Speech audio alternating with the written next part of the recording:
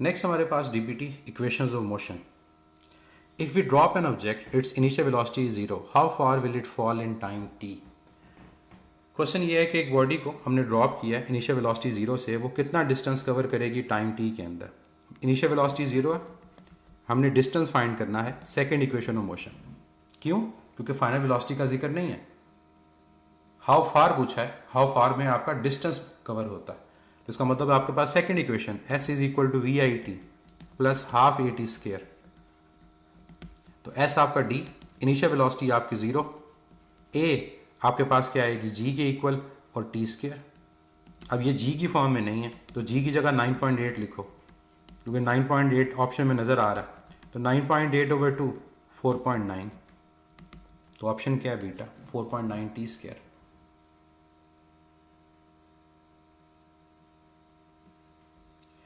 If a car starts from rest and reaches 20 meter per second, velocity in 10 meter per second distance, then acceleration is। एक car rest से start होती है, initial velocity zero, इस velocity को reach करती है, ये final velocity है, कितने डिस्टेंस में 20 मीटर। क्या फाइंड करनी है? एक्सेलेरेशन। ये चार चीजें हैं, कौन सी इक्वेशन? ये चार चीजें गिवन है, कौन सी equation? Third equation. Time given नहीं है, जब टाइम गिवन नहीं है तो फिर आपके पास third equation 2AD is equal to V F square minus we I square. Simple सा क्वेश्चन है। ए आपके पास आ जाएगा V F square minus we I square over 2 time D. Final velocity क्या है 20, इनिशियल वेलोसिटी क्या है 0, डिस्टेंस कितना है 10, 20 का स्क्वायर 400 और 2 इंटू 10 आपके पास 20, तो 20 मीटर पर सेकेंड आपका राइट आंसर है। Answer is helpful. Body moves from rest with constant acceleration of 5 meter per second square. Its instantaneous speed at the end of 10 second is। Rest से start हुई, initial velocity zero है, ये उसकी acceleration given है, हमें find करनी है velocity, मतलब फाइनल वेलोसिटी कब? जब टाइम आपका 10 सेकंड है। कौन सी इक्वेशन? ये चार वेरिएबल्स देखो, वी एफ वी आई ए और टी, फर्स्ट इक्वेशन। ये हैबिट अपनाएं, लिखें साथ साथ कि क्या गिवन है क्या नहीं गिवन, आपको पता चल जाएगा कौन सी इक्वेशन को यूज करना है। 50 आपके पास आंसर आएगा। Right answer is Charlie. अब बच्चे कहते हैं न्यूमेरिकल क्वेश्चन है, लेकिन कैसा न्यूमेरिकल क्वेश्चन है जो चंद सेकंड्स में सॉल्व हो जाता है। A handball is tossed vertically upward with a velocity of 19.6 metre per second, approximately how high will it rise. एक हैंडबॉल को आपने वर्टिकली अपवर्ड टॉस किया है 19.6 मीटर पर सेकेंड की वेलोसिटी से, ये इनिशियल वेलोसिटी आ गई। अप्रॉक्सीमेटली हाउ हाई, आपने टाइम डिस्टेंस को फाइंड करना है, यानी हाइट को फाइंड करना है। इसका मतलब अगर वो ऊपर की तरफ जा रहा है तो उसकी फाइनल वेलोसिटी क्या है 0, ऊपर की तरफ जाते हुए एक्सेलरेशन क्या है वो माइनस जी। टाइम का कहीं जिक्र नहीं है। कौन सी इक्वेशन यूज करेंगे? Third equation 2AD is equal to V F square minus we I square.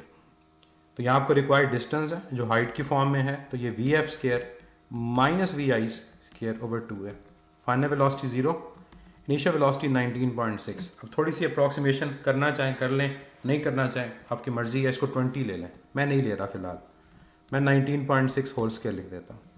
ए आपके पास क्या है नेगेटिव, अब मैं नेगेटिव 10 लिख देता हूँ।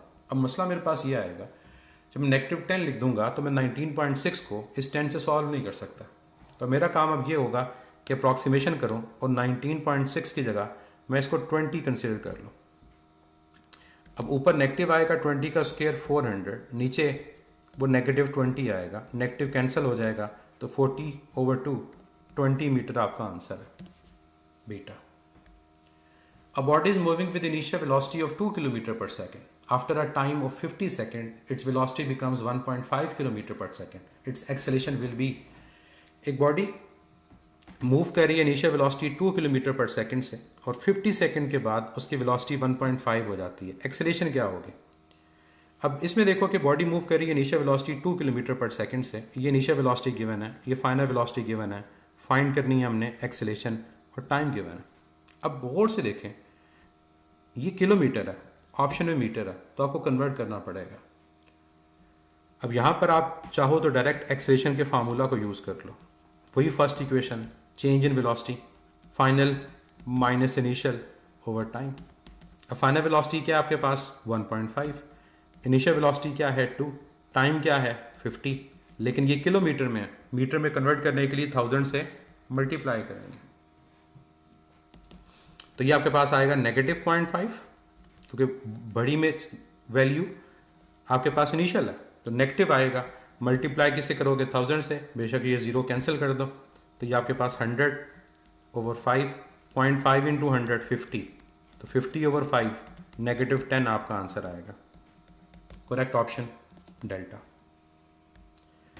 तो कई क्वेश्चन बड़े आसान होते हैं, मसला यूनिट की कन्वर्जन का आ जाता है, यूनिट कन्वर्ट नहीं किया होता, गलत ऑप्शन मार्क कर देते हैं, साइन को इग्नोर कर देते हैं, गलत आंसर मार्क कर देते हैं। इन चीज़ों का ख्याल रखना है। A ball is drop from a roof of a very tall building, what is the velocity after falling for 5 second. एक बॉल को ड्रॉप किया है, इनिशियल वेलोसिटी 0 है, उसकी वेलोसिटी फाइंड करनी है, फाइनल वेलोसिटी कितने टाइम पे 5 सेकेंड पे। कौन सी equation, first equation, Vf is equal to Vi plus AT। Motion under gravity है, मोशन अंडर ग्रेविटी है, तो नीचे आते हुए एक्सेलरेशन पॉजिटिव g के इक्वल आएगा। अब वैल्यू पुट कर दें, g को 10, टाइम कितना है 5, 50 आपका आंसर होगा।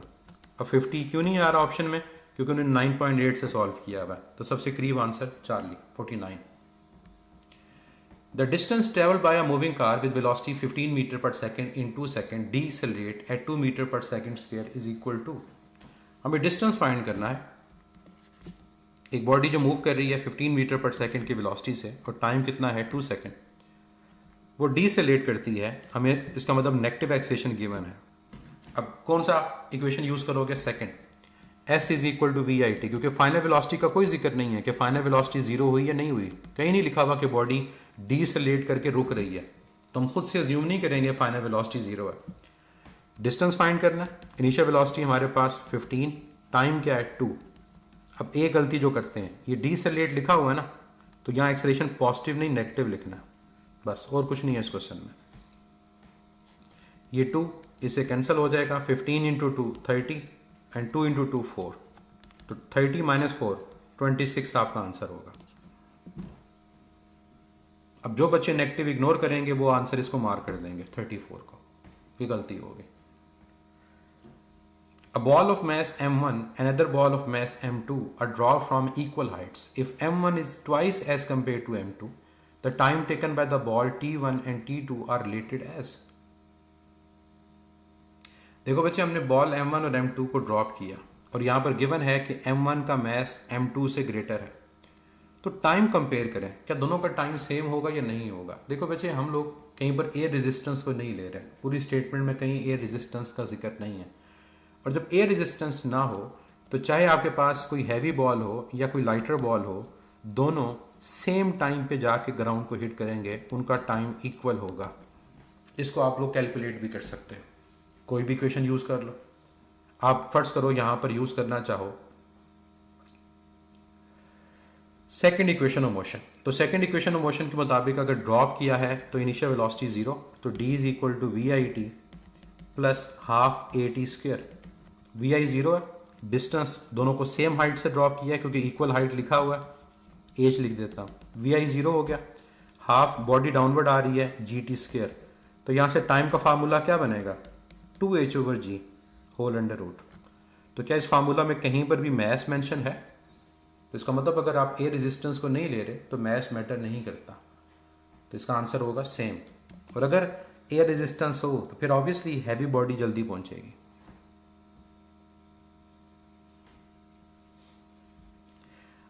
A 60 meter long train is moving in a direction with 20 meter per second. Another train moving with 30 meter per second in the opposite direction and 40 meter long crosses the first train in। अब इस question में हमें यह कहा गया है कि एक 60 मीटर लेंथ की ट्रेन एक डायरेक्शन मूव कर रही है, लेट्स से मैं कहता हूं टुवर्ड्स राइट, और एक और ट्रेन है जिसकी जो लेंथ है वो कितनी है, वो 40 मीटर है, और वो मूव कर रही है उसकी ऑपोजिट डायरेक्शन में। इसका मतलब है वो मूव कर रही है टुवर्ड्स वेस्ट, अगर पहले ईस्ट की तरफ। दोनों की हमें लेंथ दे दी, दोनों की वेलोसिटी दे दी, कि पहले वाले की वेलोसिटी 20 मीटर पर सेकंड है, दूसरे वाले की वेलोसिटी 30 मीटर पर सेकंड है, कितने टाइम में एक दूसरे को क्रॉस करेंगे। तो यहां पर आपके पास s is equal to v t use होगा, तो t इक्वल होगा s ओवर v। अब मुझे बताएं यहां पर आपका डिस्टेंस क्या आएगा और वेलोसिटी क्या आएगी, कितना डिस्टेंस होगा, एक दूसरे को क्रॉस करना है।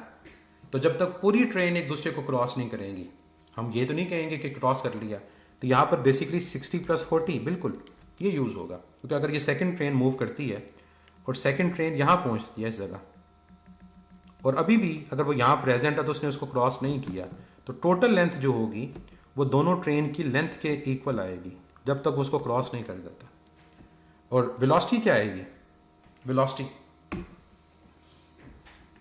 रिलेटिव वेलोसिटी यहाँ कंसिडर होगी, या रिलेटिव वेलोसिटी। और क्या एंगल है यहाँ पर 180 डिग्री, तो यहाँ पर आपके पास 30 + 20, तो ऊपर आ गया 100, नीचे आ गया 50, तो आंसर क्या आएगा 2 second. Correct option is Charlie. An object is released from a height h above the ground, reaches the ground in 8 seconds. The time taken by the object to cover first half distance is. अब question है कि एक object को हमने release किया height h से ground से, और वो 8 सेकंड में ग्राउंड तक पहुंचा। अब इसका फायदा क्या होगा, इससे हम हाइट कैलकुलेट कर सकते हैं। तो कितना टाइम लगा उसको फर्स्ट हाफ डिस्टेंस कवर करने में, मतलब h/2 डिस्टेंस कवर करने में। तो एक अप्रोच ये है कि आप सेकंड इक्वेशन को यूज करें। अब रिलीज है तो नीचे वेलोसिटी 0, तो सेकंड इक्वेशन बन जाएगी ½ g t²। यहां से टाइम कैलकुलेट कर लें, सॉरी हाइट कैलकुलेट कर लें। तो ये आपके पास सॉल्व करें, ये आपके पास 5 आ गया, 8 का स्क्वायर 64, तो 5 को मल्टीप्लाई 64 से करना है, यहाँ से हाइट आ जाएगी। आई होप आपने मल्टीप्लाई किया होगा। 64 को 5 से मल्टीप्लाई करें, 60 × 5 और फिर 4 × 5, यूं भी कर सकते हो, या जो मेथड आपको इजी लगे। 320 आपके पास आएगा, क्योंकि 60 × 5 300, 4 × 5 20, 320 मीटर। अब क्या करना है, टाइम फाइंड करना है फर्स्ट हाफ डिस्टेंस के लिए। इसका मतलब मैं दोबारा यही फार्मूला यूज करूंगा, लेकिन अब मैं यहां से टाइम निकालूंगा। और टाइम किसके इक्वल आएगा, टाइम इक्वल आएगा √2h/g। मैंने क्रॉस मल्टीप्लाई करके √ ले लिया। अब यहां पर एज क्या है, एज की वैल्यू आपके पास आ गई है 320, लेकिन 320 पुट नहीं करना। क्या पुट करोगे आप इसकी जगह, हाफ, 320 का हाफ, तो 2, और यहां मैं लिखूंगा 320 / 2 / 10, तो ये 2 कैंसिल हो गया, ये 0 आपके पास कैंसिल हो गया, तो √32 आपके पास। अब ऑप्शन ऐसी नहीं लिखी हुई, क्या 32 को लिख सकते हैं 16 × 2, जो कि 16 का √ हम जानते हैं क्या होता है 4, तो 4 √2 आपका आंसर है। Correct option is Charlie. Two bodies are thrown vertically upward with their initial speed in the ratio 2:3. Then their ratio of the maximum height attained by them is.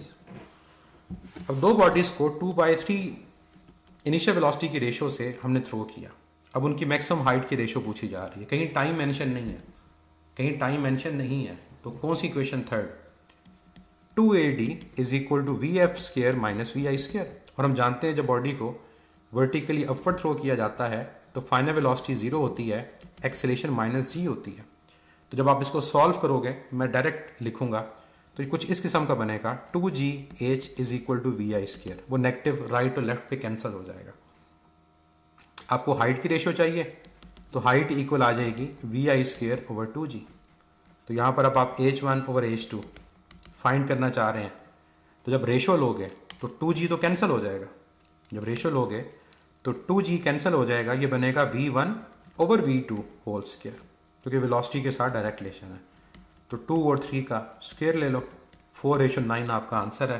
Correct option is Charlie.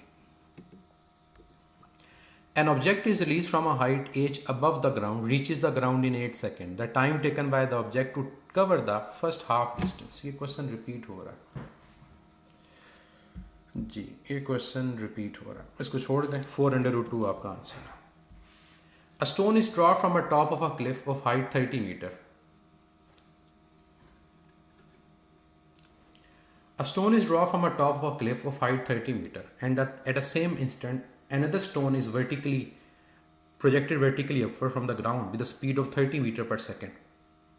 The two stones will cross each other after a time. देखो एक stone को हमने drop किया कितनी height से, 30 metre की height से। ये 30 मीटर की हाइट से स्टोन ड्रॉप हुआ और सेम इंस्टेंट पे, सेम टाइम पे एक और स्टोन को हमने वर्टिकली अपवर्ड थ्रो किया 30 मीटर पर सेकेंड से। The two stone will cross each other. ये दोनों स्टोन कहाँ क्रॉस करेंगे? हमें बेसिकली टाइम फाइंड करना है जहां वो क्रॉस करेंगे बस। लेकिन जिस जगह भी ये दोनों स्टोन्स एक दूसरे को क्रॉस करेंगे, क्या मैं ये कह सकता हूं कि अगर ऊपर वाला स्टोन यहां तक जो डिस्टेंस कवर कर रहा है D1 और नीचे वाला स्टोन यहां तक जो डिस्टेंस कवर कर रहा है D2, इन दोनों का सम टोटल डिस्टेंस के इक्वल आएगा, जो टोटल हाइट है। चाहे पहले वाला ज्यादा डिस्टेंस कवर करे या दूसरे वाला कम डिस्टेंस कवर करे, लेकिन जिस पॉइंट पे भी ये दोनों क्रॉस करेंगे वो टोटल डिस्टेंस के इक्वल आएगा।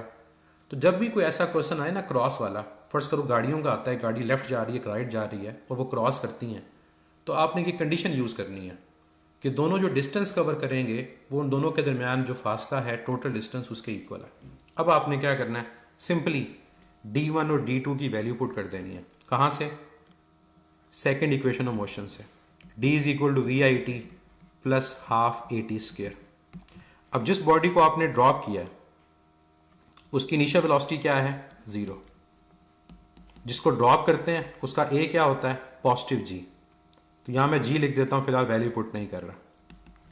अब यह आ गया किसके लिए? पहली बॉडी के लिए। जिस बॉडी को आपने अपवर्ड थ्रो किया उसकी वेलोसिटी इनिशियल क्या है? 30। तो यहां पर आएगा 30 इंटू टी। और जब बॉडी ऊपर जाती है तो एक्सेलेरेशन नेगेटिव होती है, ये माइनस हाफ GT स्क्वायर आएगा और इनका सम किसके इक्वल है? 30 के। आगे कुछ भी नहीं है, ये 0 हो जाएगा, ये वैल्यू पॉजिटिव, ये नेगेटिव, ये सारी की सारी कैंसिल हो जाएगी। तो बचेगा क्या? सिर्फ 30t। 30t is equal to 30 cancel होगा तो time is equal to 1 second. 1 second के बाद वो एक दूसरे को क्रॉस करेंगे। तो क्वेश्चन कई दफ़ा पढ़ने से मुश्किल लगता है, लेकिन जब सॉल्व करते हैं तो वो जल्दी सॉल्व हो जाता है। ये आपके सामने है। A car travelling at a speed of 30 kilometre per hour is brought to a halt in 80 metre by applying brakes. If the same car is travelling at 60 kilometre per hour it can be brought to a halt। halt मतलब रुक जाना, with the same braking force in. अब दोनों पे force same लगा रहे हो, मतलब दोनों की एक्सेलरेशन सेम है, तो क्या दोनों सेम डिस्टेंस पे रुकेंगे? नो। स्टॉपिंग डिस्टेंस से रिलेटेड ये क्वेश्चन है। और स्टॉपिंग डिस्टेंस के अंदर हमने कल पढ़ा था कि हमारा जो डिस्टेंस होता है उसका वेलोसिटी के स्क्वायर के साथ डायरेक्ट रिलेशन होता है। ये इक्वेशन थी, distance is directly proportional to square of the velocity. तो ये 30 किलोमीटर, ये 8 मीटर पे रुक रहा है, तो 60 वाला कितने डिस्टेंस पे रुकेगा? क्या करो, रेशियो बना लो कुछ यूं, D1 over D2 is equal to V1 over V2 whole square. तो पहले का डिस्टेंस कितना है? 8। दूसरे का डिस्टेंस कैलकुलेट करना। पहले की वेलोसिटी 30, दूसरे की वेलोसिटी 60। ये सॉल्व करोगे 2 आ जाएगा, 2 का स्क्वायर 4। 2 का स्क्वायर क्या आ जाएगा? 4। तो ये आ जाएगा 1 ओवर 4। क्रॉस मल्टीप्लाई कर दो तो D2 किसके इक्वल आएगा? 8 times 4 means 32 metre. Correct option is delta. 4 times हो जाएगा। अगर वेलोसिटी डबल हो रही है तो distance 4 times, 32 metre right answer होगा। An object thrown vertically upward with a certain initial velocity in a planet where the acceleration due to gravity is 19.6 meter per second square. The height to which it raises is that to which the object would rise if thrown upward with the same initial velocity on Earth. Neglect friction. एक planet के ऊपर, कोई भी planet है, हमें नहीं पता, वहाँ पर g की जो वैल्यू है वो 19.6 मीटर पर सेकेंड स्क्वायर है। मतलब वो जो वैल्यू है वो अर्थ के मुकाबले में डबल है, डबल ग्रेविटेशनल फोर्स है। और वहाँ पर आप एक बॉडी को थ्रो कर रहे हो अपवर्ड और उसकी हाइट को कंपेयर कर रहे हो किससे? अर्थ के साथ। किसे कंपेयर कर रहे हो? अर्थ के साथ, कि अर्थ के मुकाबले में उसकी हाइट कितनी होगी अगर दोनों को सेम वेलोसिटी से थ्रो किया जाए। तो यहाँ बच्चे बड़ा सिंपल सा कॉन्सेप्ट है, ग्रेविटेशनल एक्सेलरेशन डबल हो जाएगी, इसका मतलब है कि हाइट कम हो जाएगी। अब फाइंड करने के लिए कौन सी इक्वेशन को यूज करेंगे? थर्ड इक्वेशन, तो 2AD is equal to we f square minus we i square. Final velocity दोनों की जीरो है, तो यहां से जब सॉल्व करोगे तो इक्वेशन ये बनेगी, d is equal to v square over 2 times g। अब जिस जगह ग्रेविटेशनल एक्सेलरेशन ज्यादा उस जगह डिस्टेंस कम, तो इस प्लेनेट पे ग्रेविटेशनल एक्सेलरेशन डबल है, तो यहां डिस्टेंस क्या होगा, अर्थ के मुकाबले में हाफ होगा। तो करेक्ट ऑप्शन अल्फा। तो इस चीज़ का आप लोगों ने ख्याल रखना है कि अगर आपकी ग्रेविटेशनल एक्सेलरेशन ज़्यादा है तो डिस्टेंस कम है। तो अगर ग्रेविटेशनल एक्सेलरेशन आपकी उस प्लेनेट के ऊपर अर्थ के मुकाबले में 2 गुना ज़्यादा है, डबल है, तो उस प्लेनेट पे जो डिस्टेंस होगा, जो हाइट होगी, वो अर्थ के मुकाबले में वो हाफ होगी। तो इसकी करेक्ट ऑप्शन आपके पास अल्फा आएगा।